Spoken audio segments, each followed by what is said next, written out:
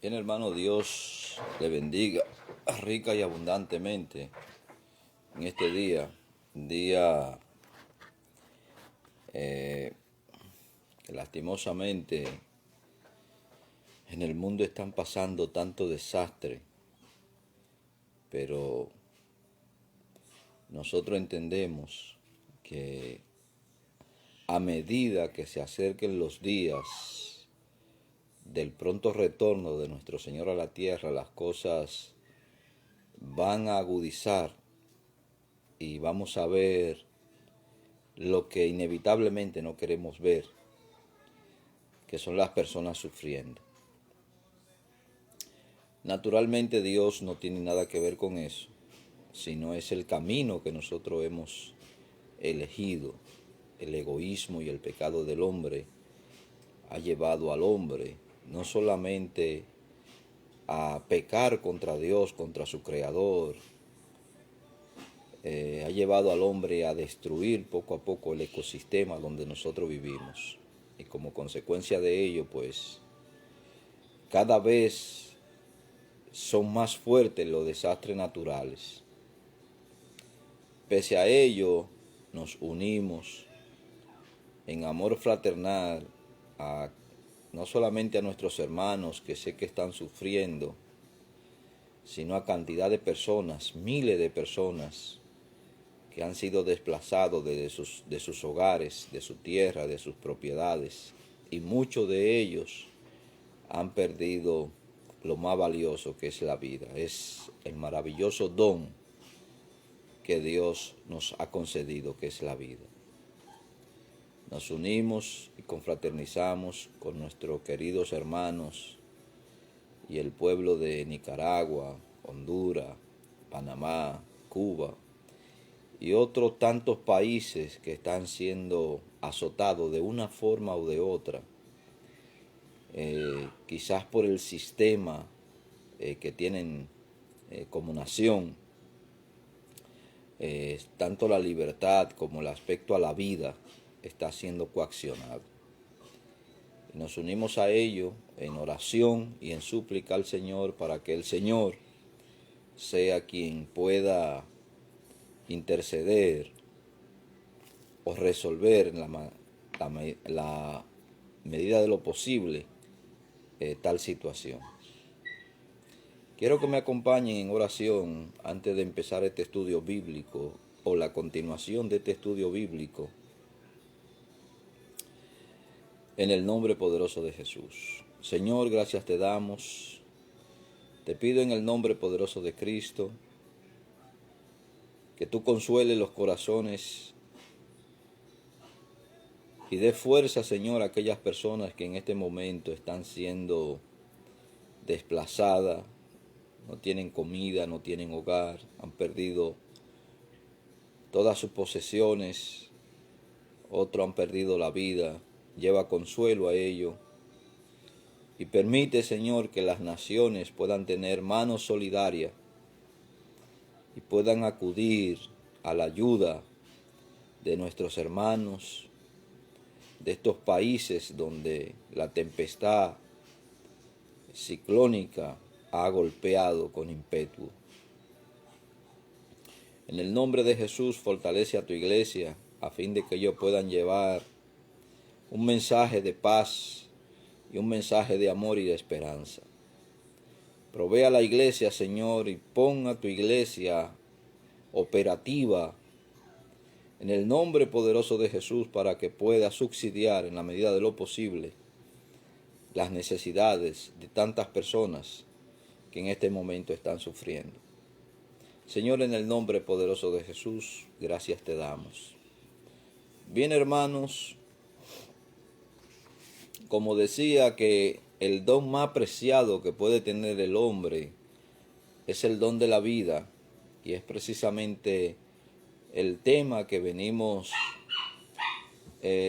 intentando explicar desde hace ya varias semanas, aunque hemos caminado varios escalones explicando varios temas fundamentales de la Biblia. nuestro enfoque está, hermano, en los dones espirituales. Nos resta largo camino para poder detallar, por así decirlo, tanto las funciones de los dones fundantes, los dones consolidantes, los dones existentes y las diferentes líneas de interpretación con respecto a lo que son los dones. Tenemos personas que son continuistas, que piensan que todos los dones están operativos en la iglesia. Hay otros que piensan que hay algunos dones operando dentro de la iglesia, y hay otros que ya a nivel extremo, por así decirlo, hacen uso de lo que ellos identifican como dones espirituales, avalando su conducta y su forma de actuación por algunos textos bíblicos que, mal interpretados, naturalmente, dan como resultado que el pueblo viva en un desenfreno de desconocimiento de la palabra de Dios. Como decía el miércoles, ya transmitiendo desde la iglesia, hablamos sobre la salvación, que es un don de Dios, tanto como dice Romanos capítulo 6, verso 23, Efesios 2:8 y Tito 2:11. También hablamos del Espíritu Santo, que es un don. Y Romanos capítulo 5, verso 5 dice que es un don que Dios nos ha dado. Primera Tesalonicenses capítulo 4, verso 8 también certifica que es un don dado del cielo. Primera de Juan capítulo 3, verso 24. Capítulo 4 de Primera de Juan, verso 13. Y Hechos capítulo 2, verso 38 certifican, juntamente con Hechos 10, 45, certifican que el Espíritu Santo es un don dado de Dios a los hombres. Es decir, es algo inmerecido que nosotros no merecíamos, mas Dios se ha placido en dárnoslo. Yo podría decir, a Dios le ha placido habitar entre nosotros y en nosotros y con nosotros, porque Dios es el mismo Espíritu Santo. El punto número 3, que es el que vamos a intentar desarrollar hoy, con respecto a este eslabón que yo he clasificado sobre los aspectos de los dones y algunos comentarios con respecto a los dones. El paso número 3 o el número 13 dentro de esta clasificación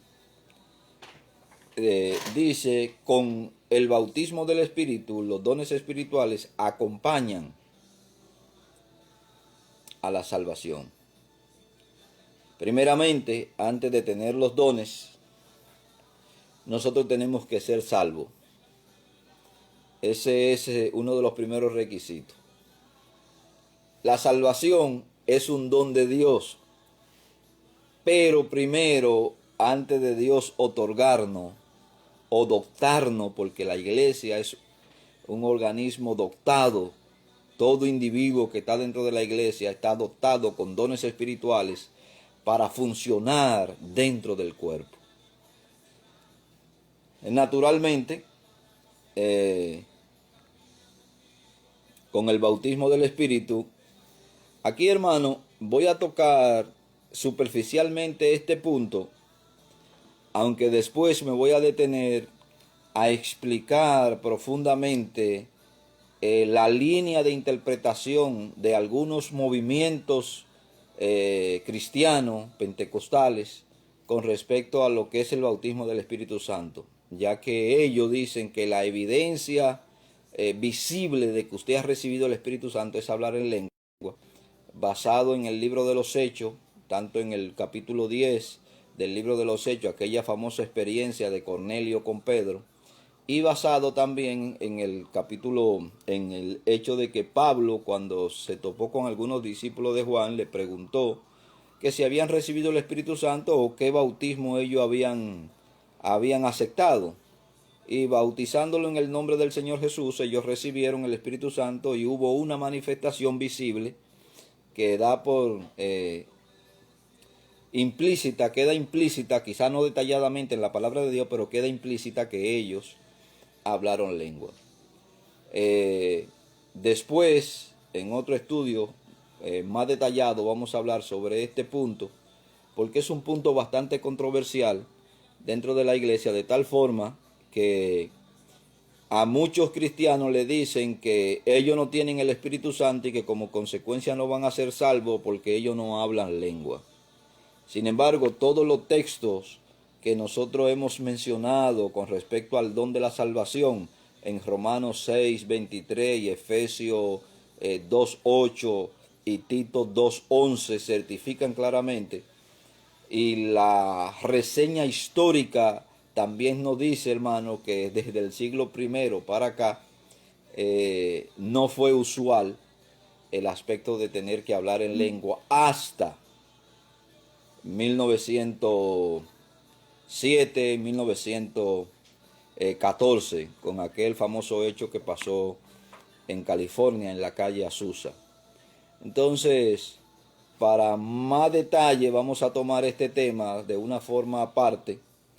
Lo que quiero certificar ahora y asentar ahora es que juntamente con el bautismo, que no necesariamente usted tiene que hablar en lengua, porque si Dios lo salvó, lo selló, habita dentro de usted, usted es salvo, y está la plenitud de Dios está en usted.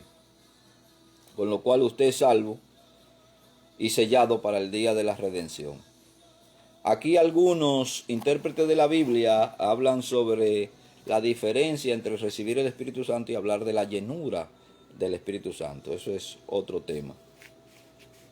Pues bien, hermano, cuando usted va al libro de los Romanos, en el capítulo 6, fíjese la famosa pregunta que Pablo le hace a los romanos con respecto a este tema que yo estoy hablando.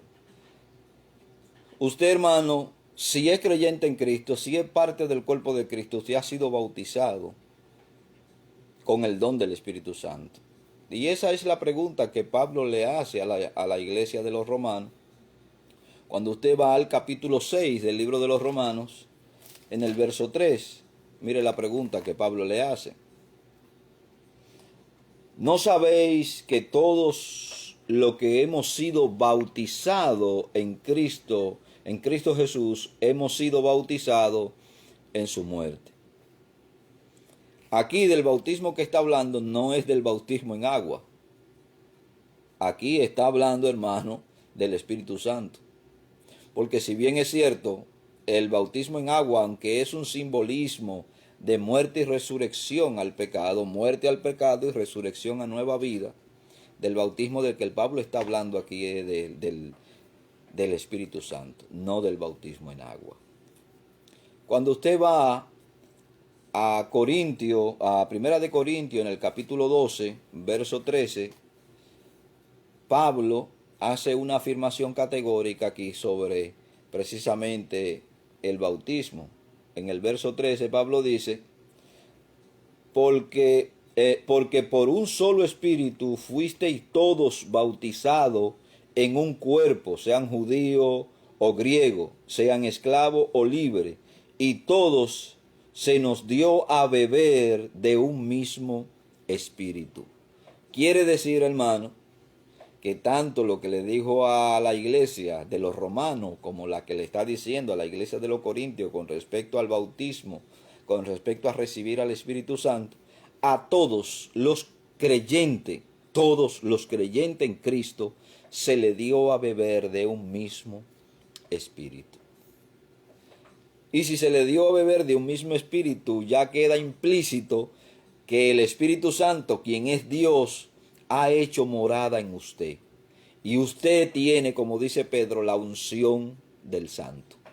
Entonces, es algo que yo quiero que usted medite en esto y rechace categóricamente que para usted recibir el Espíritu Santo usted tiene que hablar en lengua o tiene que tener una experiencia sobrenatural, trambótica, fuera de lo normal, fuera de serie. No, no, no, hermano. En el momento que usted recibió a Cristo como su Salvador personal, usted fue lleno, usted fue salvo, usted fue sellado, usted tiene la unción del Santo, usted fue bautizado con el mismo Espíritu y usted se le dio a beber del mismo Espíritu que Pablo está hablando aquí, que es el Espíritu Santo.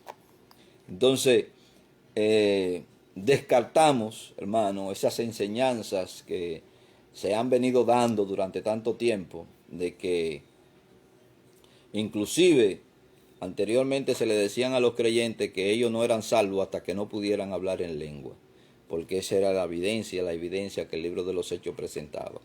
Nosotros tenemos que interpretar las escrituras también, hermano, desde el punto de vista, claro, usted tiene que hacer una exégesis sobre esto, pero tenemos que ver el punto de vista tanto histórico, los aspectos culturales, la razón por la que Dios permitió ese hecho, qué evidenciaba ese hecho para esa persona que estaba contratando el hecho. Entonces, todas estas cosas, hermanos, nos llevan a una sola conclusión, y es que los individuos o elementos que se vieron envueltos en todo esto, Dios quiso traer convencimiento a ellos y tanto convencimiento a quienes los recibieron. En el caso de Pedro, por ejemplo, en el capítulo 10 del libro de los Hechos, usted ve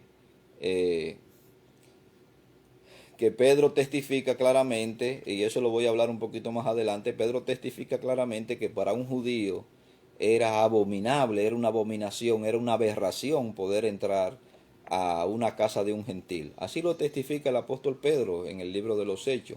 Sin embargo, Dios se ve en la obligación de tener que romper ciertos prejuicios que rondaban sobre el judaísmo, porque no vamos a descartar que los discípulos y posteriormente apóstoles eran judíos, hermano, y que ellos seguían, a pesar de que Cristo hizo una obra excepcional en la vida de ellos. Cuando la iglesia creció, también se unieron a ellos, hermano, de la secta de los fariseos y de otras sectas, se unieron a la iglesia y tomaron parte influyente dentro de la iglesia. Entonces se mantenía cierto prejuicio y cierta distancia con respecto al gentilismo. Por eso el Evangelio no se expandió de una forma tan rápida como se tenía previsto, por así decirlo.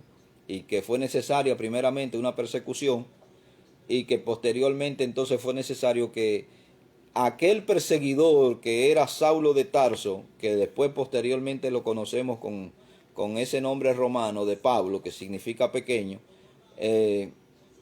entonces es seleccionado, escogido para poder llevar el evangelio de salvación a los gentiles.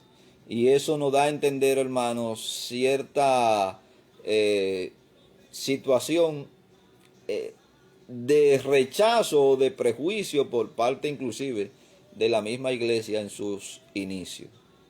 Yo no quiero que usted me vaya a interpretar, hermano, con respecto a lo que estoy diciendo, pero Dios sabe el tiempo y cómo Él hace sus cosas en el transcurrir del tiempo. En el punto 4, por ejemplo, dice el punto 4, la voluntad de Dios y no la de los hombres determinan los dones individuales. Yo decía en tiempo pasado, y nosotros sabemos, hermano, que hay una práctica en el Segundo Testamento o Nuevo Testamento, que es una práctica que ya viene desde el Primer Testamento. Es una práctica judía, la imposición de mano. Es una práctica judía, hermano, que se practicó en los tiempos del Primer Testamento. Nosotros heredamos desde ahí, desde esa práctica, y pasa, hermano, esa práctica judía a la iglesia, que es una iglesia judía en sus inicios. La iglesia, hermano, es judía cristiana. Hay quienes rehúsan, inclusive aquellos que dicen que Dios ha desplazado a Israel del escenario bíblico y que la iglesia ha venido a reemplazar, que hablan del reemplazo del reemplazo de Israel por la iglesia. Hay que tener cuidado con esto, hermano, porque Dios ni ha desechado a Israel, ni ha reemplazado a Israel. Dios de ambos pueblos hizo un solo pueblo. De ambos Dios hizo un solo pueblo y injertó en el olivo original, ya sea Israel o sea Cristo, que también es de ascendencia judía, y nos insertó a nosotros ahí, hermano. O sea que la iglesia no ha reemplazado a Israel ni ha desplazado a Israel. La iglesia, hermano, tiene una tradición judía cristiana y debe ser conservada de esa forma. Sin embargo, nosotros hemos adoptado más la parte griega que la parte judía. Entonces, hay una práctica que viene desde el Primer Testamento y nosotros la heredamos en el Segundo Testamento, que es la de la imposición de manos. Y Pablo declara a Timoteo, naturalmente, que el don que Dios le había dado a Timoteo, fue confirmado por el apóstol Pablo, o transmitido por el apóstol Pablo. Los dones, hermano, vienen juntamente con la salvación. Dios le da dones a los hombres, y da hombres como dones a la iglesia para que capaciten en la iglesia y para que trabajen en pro del desarrollo de la iglesia durante todos los tiempos. No son los pastores, no son los denominados profetas o apóstoles que existen hoy, que no tienen nada que ver, hermano, con el apostolado del principio. No tienen nada que ver una cosa con la otra. Se han denominado a sí mismos profetas y se han denominado a sí mismos apóstoles. No son la autoridad de la iglesia quienes dan los dones. Es Dios quien da los dones. Y Dios los reparte como Él quiere y a quien quiere. Quizás usted quiera tener un don, hermano, porque usted quiere sobresalir o quiere hacer cosas espectaculares, ya sea para Dios. Y dicho sea de paso, aunque usted anhele eso, también anhela vender su imagen. Porque eso es lo que hay detrás de todo esto. Si usted quiere estar en el ojo del huracán, por así decirlo, ser el punto de atracción, es porque usted quiere vender su imagen. Los dones no vienen ni por la administración de los líderes de la iglesia, ni por el deseo nuestro. Y eso es lo que la Biblia dice categóricamente. Yo quiero que esto le quede, hermano, sumamente claro, para que no haga oraciones innecesarias. La oración que usted tiene que hacer no es que Dios le dé el don, sino que usted pueda comprender el don que usted tiene, o que Dios le pueda mostrar y ponerle a usted en el lugar correcto para que usted pueda ejercer el don que Dios le ha dado. Porque toda la iglesia, hermano, toda la iglesia está dotada de dones, toda. Por pequeño que usted vea a un hermano, o por insignificante que nosotros podamos verlo, porque quizás podamos verlo desde el punto de vista del nivel intelectual, o desde el nivel académico, del nivel social, ese hermanito que está ahí, que quizás sea rechazado socialmente, o quizás sea el que tenga la peor vestimenta o viva en la peor condición social que nosotros podamos concebir. Ese hermano es un hermano dotado para poder ejercer dentro de la iglesia, porque ha sido dotado por Dios, primeramente con el don de la salvación, segundo con el don del Espíritu Santo y luego con los dones que el Espíritu Santo ha dado a la iglesia, o que Cristo ha dado a la iglesia y el Espíritu Santo lo ha administrado a la iglesia. Todo individuo dentro de la iglesia tiene don o dones que el Señor le ha dado.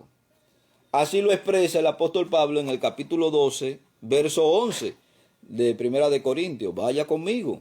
Vamos a comprobar si es verdad lo que el pastor Tony está diciendo, porque no todo lo que se dice, hermano, nosotros debemos creerlo. Debemos hacer y ser como la iglesia de Berea, que comprobaba todo lo que Pablo le estaba diciendo para ver si lo que Pablo le estaba diciendo, las escrituras que en ese tiempo se tenían, que era la Torá, los profetas y los salmos, a ver si era verdad lo que Pablo estaba diciendo. Y ellos comprobaban día a día lo que Pablo les decía por medio de las escrituras.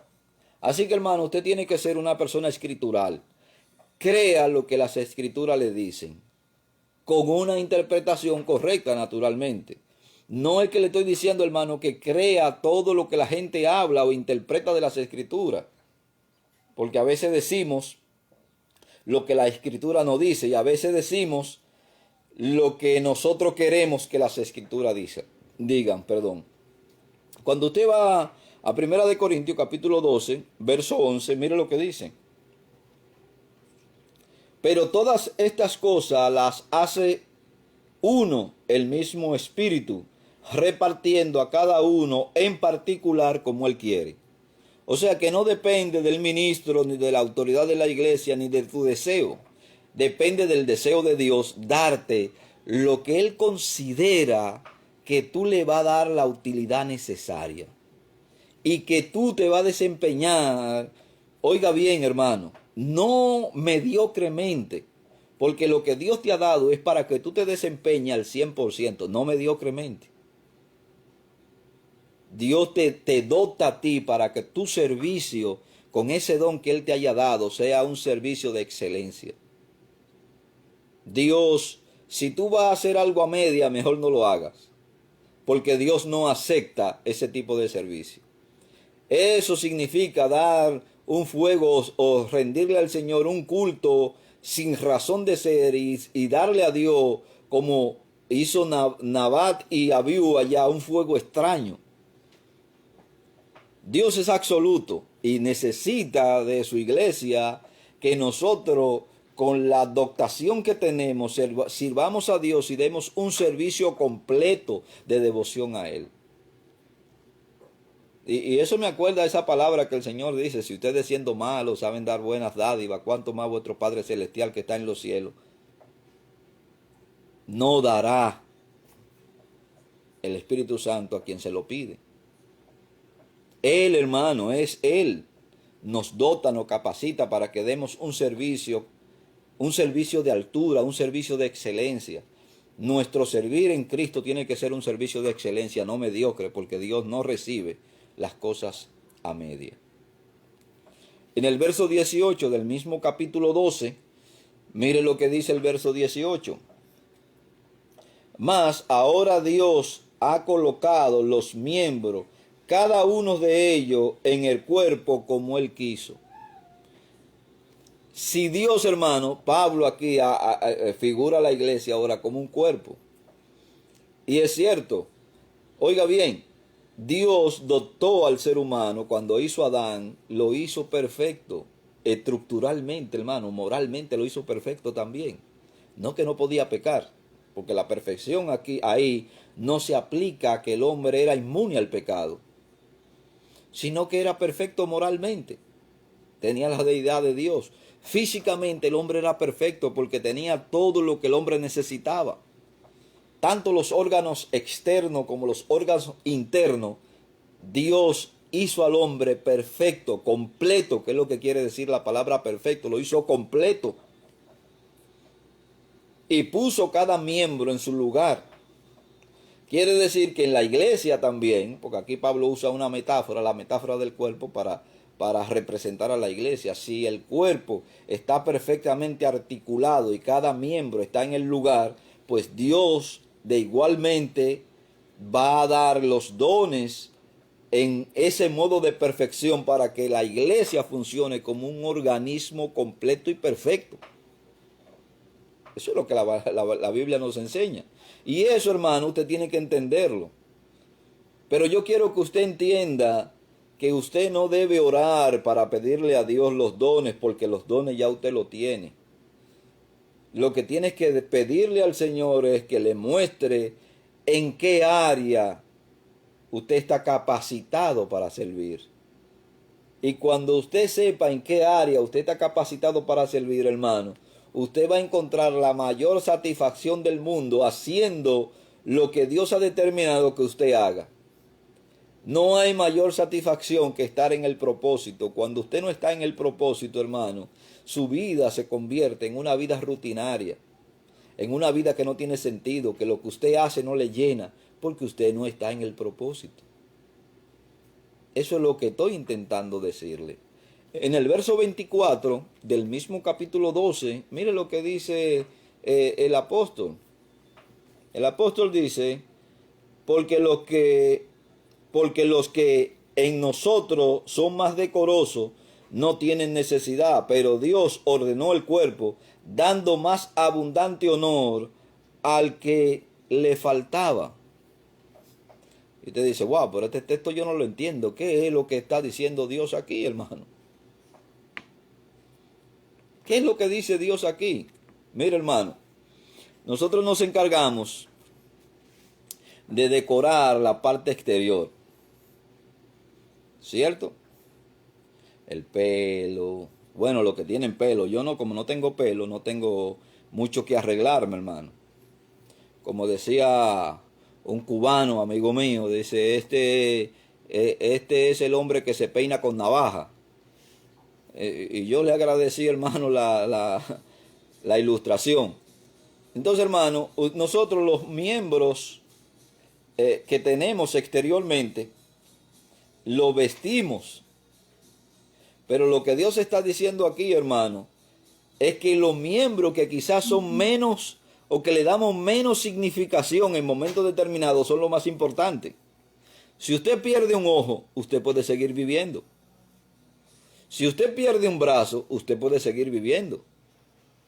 Si usted pierde una pierna, usted puede seguir viviendo. Pero si pierde el estómago, pierde el corazón o pierde los pulmones, aunque al tiempo de hoy la ciencia está tan avanzada que le pueden poner algún plástico, algún órgano plástico para que usted siga viviendo, pero la calidad de vida no será igual. Si usted pierde el corazón y no lo pueden intervenir de forma urgente, no hay un donante en su momento para poderle, usted pierde la vida. Y eso es lo que dice el verso 24 de 1 de Corintios capítulo 14, capítulo 12, verso 24. Eso es lo que dice. Nadie debe exaltarse tampoco a sí mismo por el don que se le otorgó. Ni nadie debe sentirse inferior porque recibe un don que pareciera más insignificante. Si usted recibe el don de la exhortación, vamos a suponer, y usted tiene la oportunidad de ser un buen predicador, una buena persona, que como tiene ahí ese gran predicador, hombre de Dios, al doctor Starling, que es un hombre que Dios lo usa poderosamente en el uso de la palabra, en la interpretación de la palabra y en la exhortación. Es conocido mundialmente. Pero Dios le dice a él, tú no debes exaltarte por el don que tú tienes, porque en definitiva el don se te ha sido dado para que tú sirva a quien te lo dio, y a quien tú tienes que exaltar es a quien te dio el don, no a quien posee el don. Pero si tú tienes un don, por ejemplo, que es un don de servicio dentro de la iglesia, que es uno de los dones, en mi opinión, más espectaculares que pueden haber, porque no todo el mundo tiene la disposición de servicio, hermano. Pese a que todos los ministerios que están dados dentro de la iglesia o están dados a la iglesia tienen que ver con el servicio.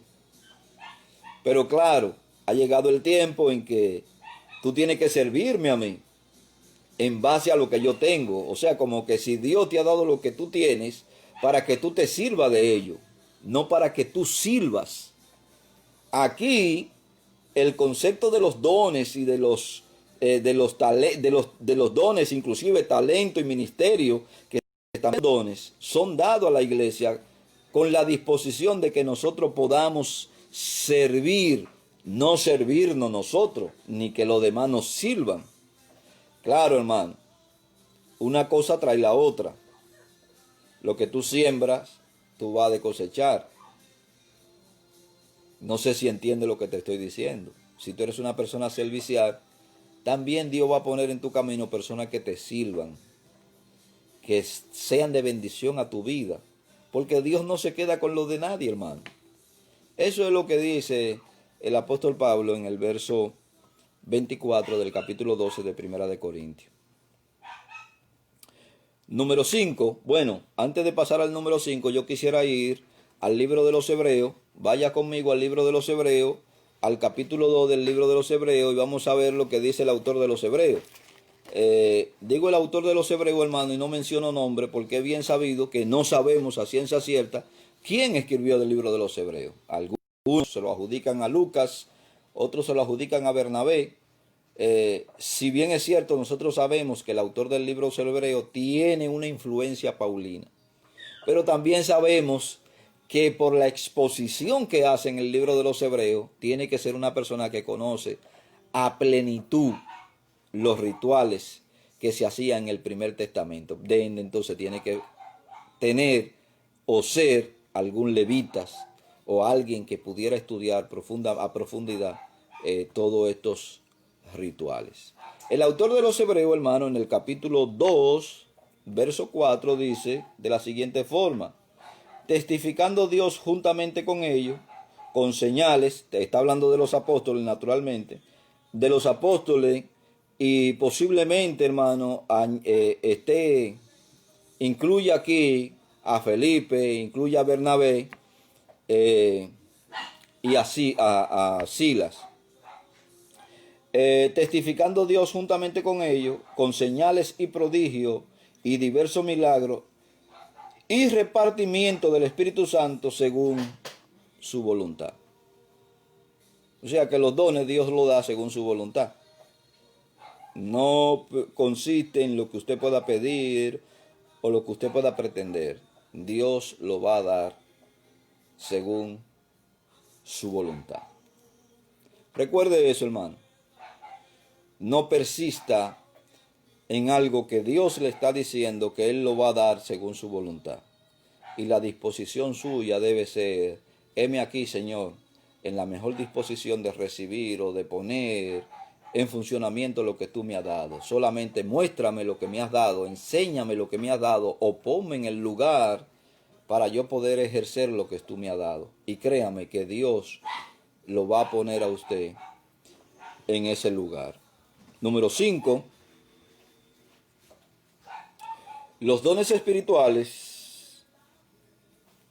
Los dones espirituales recibidos con la salvación. Siempre voy a hacer énfasis aquí, hermano, porque sin salvación no hay dones. Usted no puede decir que tiene dones sin haber recibido primeramente la salvación. Y la salvación viene por el reconocimiento, el arrepentimiento de Cristo, y luego posteriormente, naturalmente, actúa en ese arrepentimiento el convencimiento del Espíritu Santo, que es lo que dice Juan. El Espíritu Santo vendrá para convencer al mundo de pecado, de justicia y de juicio. Entonces es el Espíritu Santo quien convence mediante la predicación del Evangelio de que usted es un pecador y que necesita a Cristo para poder ser salvo.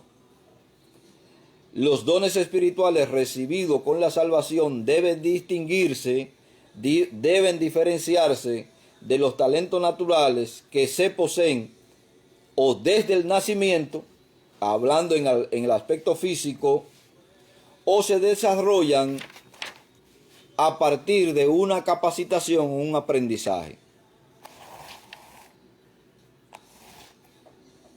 Primera de Corintios capítulo 12, pero todas estas cosas las hace uno mismo, el Espíritu, repartiendo a cada uno en particular como Él quiere.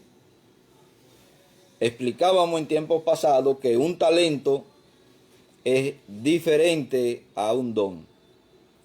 El que tiene el talento, hermano, hablando de talento, no hablo de la moneda del talento, hablo de esa capacidad natural que usted tiene, esa capacidad natural que usted tiene, o esa capacidad que usted ha adquirido mediante estudio o aprendizaje. Se le llama talento. Los dones es una capacidad sobrenatural para usted operar sobre lo natural. Esos son los dones. Es una capacidad sobrenatural para usted operar sobre lo natural. Sin embargo, el Espíritu Santo puede con toda certeza usar ambos tipos de capacidades para su propósito. Quiere decir que si usted tiene un talento natural, ya sea por algo innato, ya sea por capacitación o aprendizaje, y tienes, por otro lado, los dones sobrenaturales, estos pueden combinarse para poder hacer un trabajo mucho más efectivo. Y aquí, hermano, voy a tocar un punto que quizás para muchos sea molesto. Si usted, hermano, es una persona de estudio y esos estudios que usted tiene lo combina o se combinan con el don que Dios le ha dado, créame, hermano, que usted va a ser mucho más efectivo. No quiere decir que las personas que no tengan estudio no van a ser usados por el Señor. Sí, hermano, van a ser usados, pero va a tener muchas limitaciones dentro de algunos aspectos. Mientras más capacitado está el hombre de Dios y mejor dotado está el hombre de Dios en los aspectos espirituales, quiere decir que cuando se fusionan este talento natural o esta capacidad natural con lo sobrenatural, creo, hermano, fielmente que su servicio será un servicio de mayor calidad. Eso es lo que dice, eso es lo que yo creo, hermano, y lo que piensan algunos con respecto a la fusión de lo natural y lo sobrenatural. Yo quiero que quede claro esto, hermano, que cuando yo hablo de la fusión de lo natural y lo sobrenatural, estoy hablando sobre los talentos que usted pueda tener. Sobre los talentos. Cuando usted tiene talento natural y ese talento natural está a la disposición de la iglesia y del servicio, cuando Dios lo capacita a usted con el talento, con ese don sobrenatural y se fusionan esta actitud de servicio, hermano, crea que nuestra eficacia será mucho mayor. Creo fielmente en esto, hermano. Creo que la iglesia no debe ser ignorante, como muchos están promoviendo por ahí. Muchos están promoviendo experiencias sobrenaturales, apartando la palabra de Dios, excluyendo la palabra de Dios de tales experiencias. Toda experiencia que el pueblo de Dios pueda vivir, creo, hermano, fielmente, que debe ser certificada por la palabra de Dios. No hay nada más importante para la iglesia y no debe haber nada más importante para la iglesia que la palabra de Dios. Es la palabra de Dios quien nos lleva a una continua experiencia y relación e intimidad con nuestro Señor. Es la palabra de Dios. Es la palabra de Dios y debe ser la palabra de Dios. Número 6. Los dones espirituales no hacen necesariamente espiritual al cristiano. Y usted dice, ¿cómo? Pero son dones espirituales, sí, son dones espirituales porque vienen del cielo, pero eso no te hace espiritual. Como queda demostrado por la iglesia de los Corintios, cuando usted va al capítulo 12, al capítulo 14, verso 20 del libro de los Corintios, de Primera de Corintios, mire lo que dice el apóstol Pablo. Vaya conmigo por un momento. Primera de Corintios, capítulo 14, verso 20. Dice así, hermano: hermanos,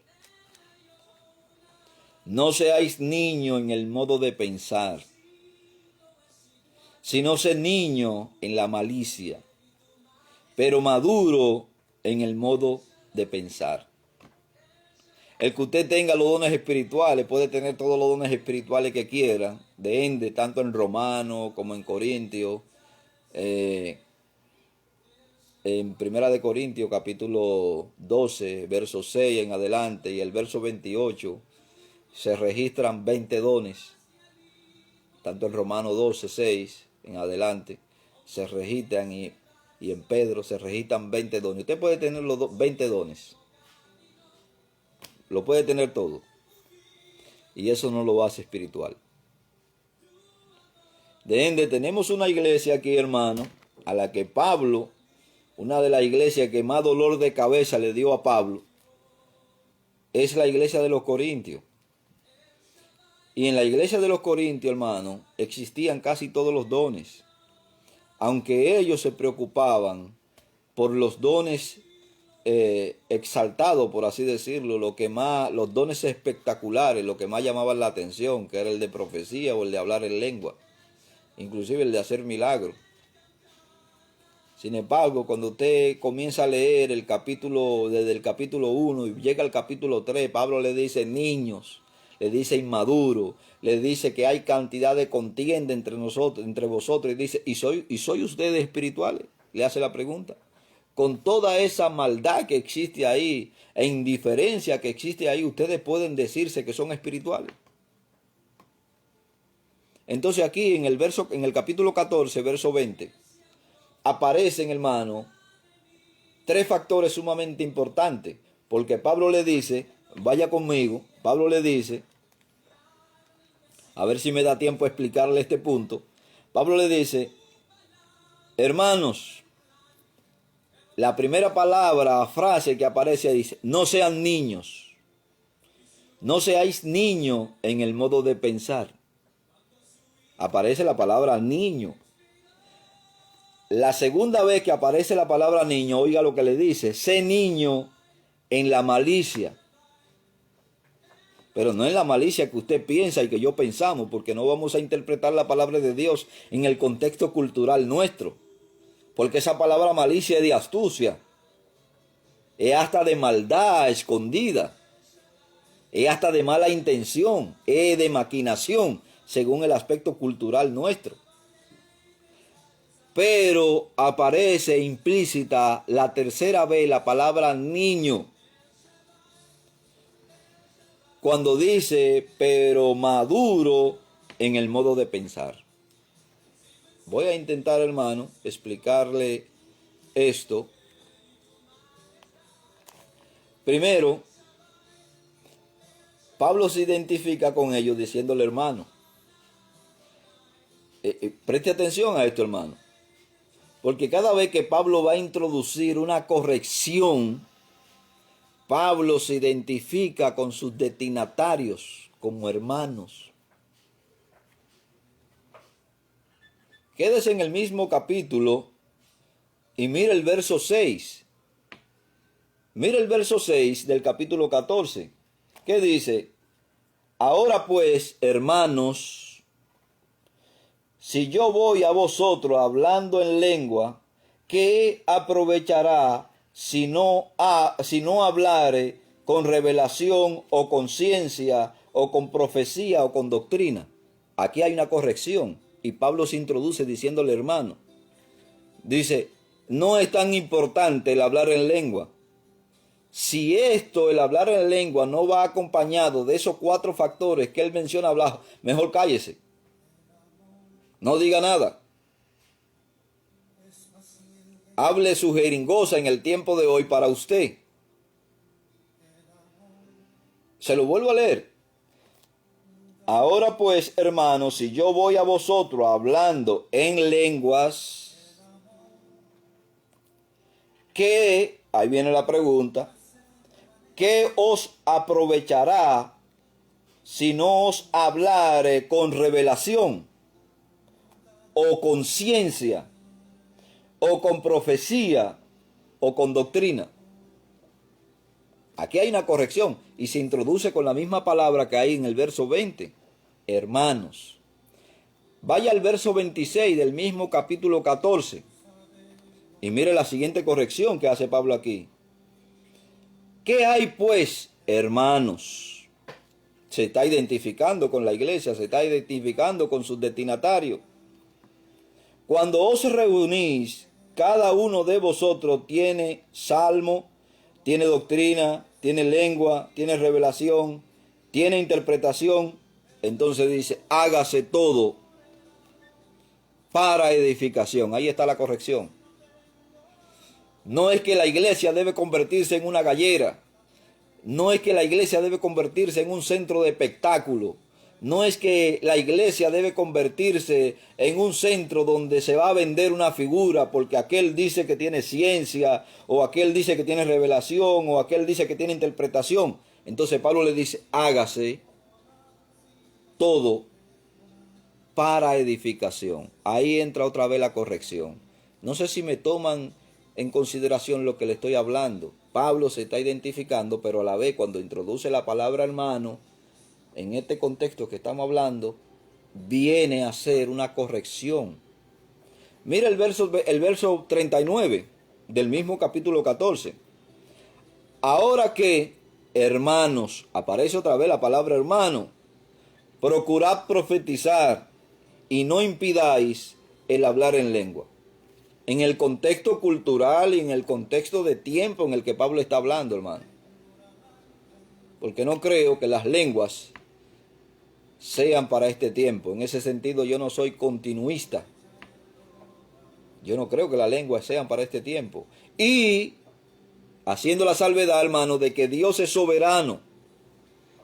Y si Dios quiere a usted a ponerlo a hablar en lengua o transmitir el mensaje a otra nacionalidad o a otra etnia en su lengua natal, Dios puede hacerlo. Pero creo que el hablar en lengua en este tiempo no es necesario porque la iglesia tiene las herramientas necesarias, hermano, para transmitir el mensaje al mundo. Creo fielmente en eso. Pero lo que quiero que se quede con esto, que cada vez que Pablo introduce la palabra hermano, hay una corrección por el medio. Lo mismo pasa aquí en el verso 20. Hermanos, ahora, con esta palabra de hermano, Pablo se pone al mismo nivel de su destinatario y Pablo entrega directrices y espera que los corintios las hagan. Las correcciones que Pablo está haciendo, él espera que los destinatarios a que él le está escribiendo, a lo que él le está haciendo la corrección, hagan lo que él le está diciendo. Así que emite dos órdenes en el verso 20, una positiva y una negativa. Y te dice, ¿cómo así, hermano? ¿Cómo es que ahí hay una orden positiva y una negativa en ese verso 20? Sí, hermano. El primer párrafo dice, hermano, no seáis niños, hermano, no seáis niños en el modo de pensar. Eso es negativo. Sino sé niño en malicia, maduro en el modo de pensar. Ahora, hermano, aquí hay tres palabras muy significativas que nosotros debemos tomar en cuenta.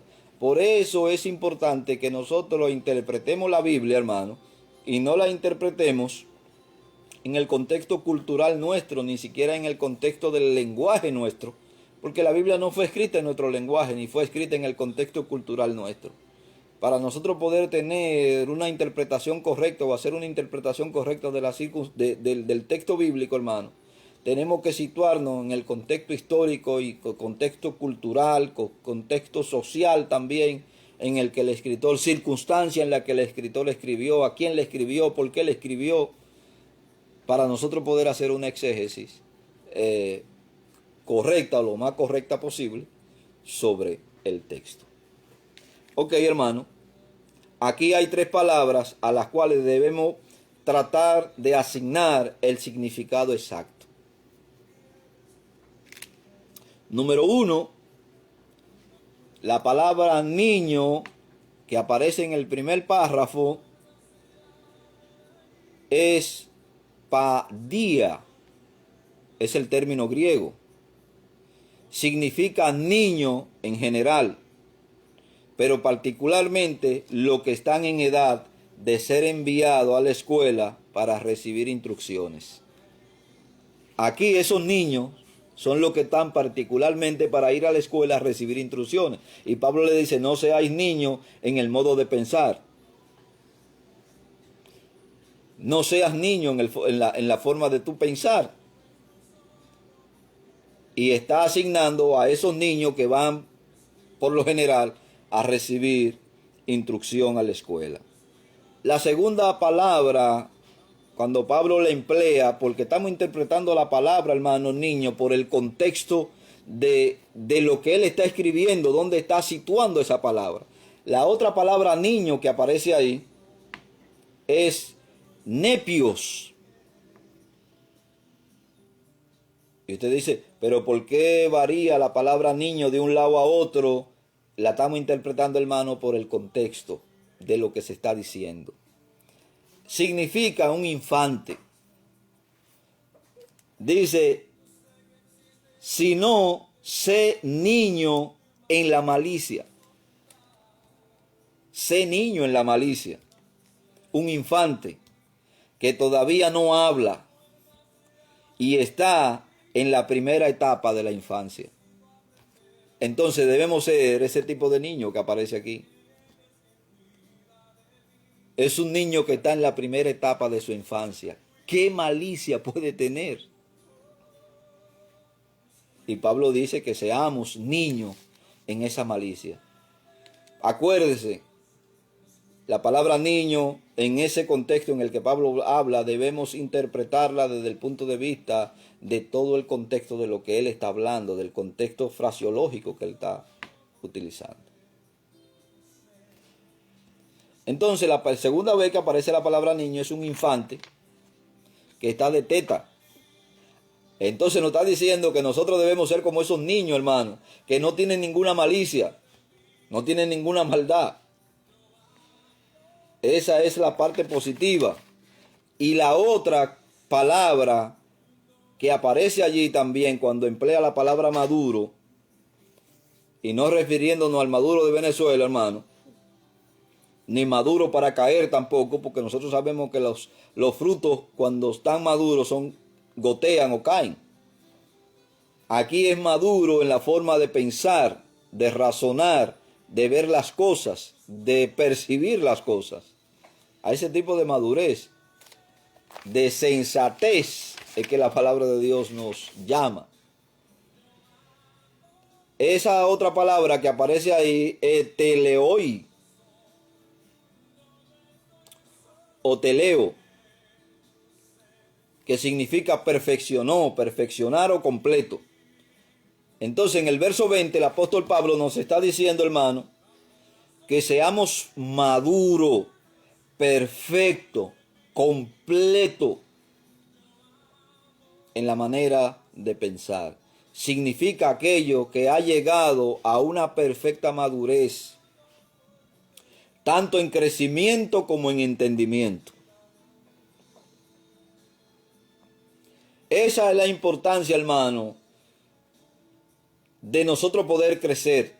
Porque si crecemos en el sentido espiritual, debemos crecer tanto en madurez como en entendimiento de la palabra de Dios. Y cuando usted crece en entendimiento con la palabra de Dios, usted es una persona que usa correctamente la palabra de Dios, y de ende, Pablo le dice a Timoteo que no tiene de qué avergonzarse, porque usa correctamente la palabra de Dios. Todo ministro, toda persona parte del cuerpo de Cristo, debe usar correctamente la palabra de Dios.